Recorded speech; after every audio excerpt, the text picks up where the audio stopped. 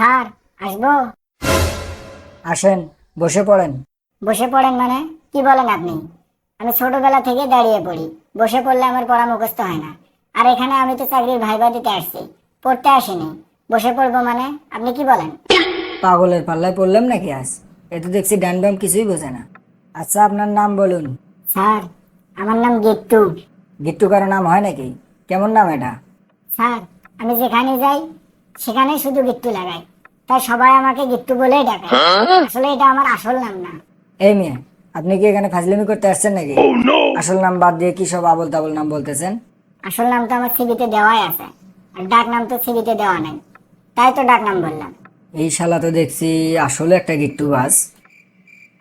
আপনি যে কিন্ডার গার্ডেন স্কুলে চাকরি করতে আসছেন, এর আগে কি কখনো কোনো শিশুকে পড়াইছেন? আর কোনো কি পূর্ব অভিজ্ঞতা আপনার আছে?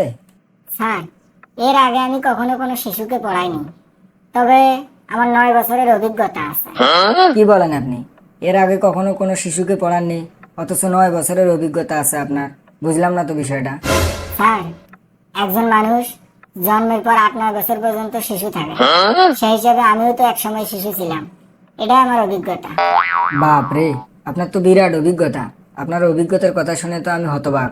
আচ্ছা, বাংলা স্বরবর্ণগুলো বলুন তো। সর, সরে, হাস্য, দীর্ঘই, ক্ষীরকই। গিট্টু সাহেব, আপনি মনে হয় ক্ষীরখই একটু বেশিই পছন্দ করেন, তাই না? স্যার, অত বেশিও না। এই ধরেন 2-4 গামলা ক্ষীর আর 8-10 গ্রাম মুড়ি মুড়কি, তাহলেই হয়ে যায়। হুম, আপনি খুব কম খান। আচ্ছা, আপনি অঙ্কে কেমন? হিন্দুদের যেমন বামন, অঙ্কে আমি তেমন। ইংরেজি করুন তো। আমি মিষ্টি খাই। বলেন কি স্যার? আমার তো ডায়াবেটিস, আমি রুটি খাই। আচ্ছা, সন্ধি বিচ্ছেদ করুন তো। পরীক্ষা। স্যার, এটা তো খুব সোজা। পড়ি তুই খা, পরীক্ষা। এটা তো কিন্ডার গার্ডেন স্কুল। ছাত্ররা যদি বিল না দেয়, তাহলে আপনিও তো বিল পাবেন না।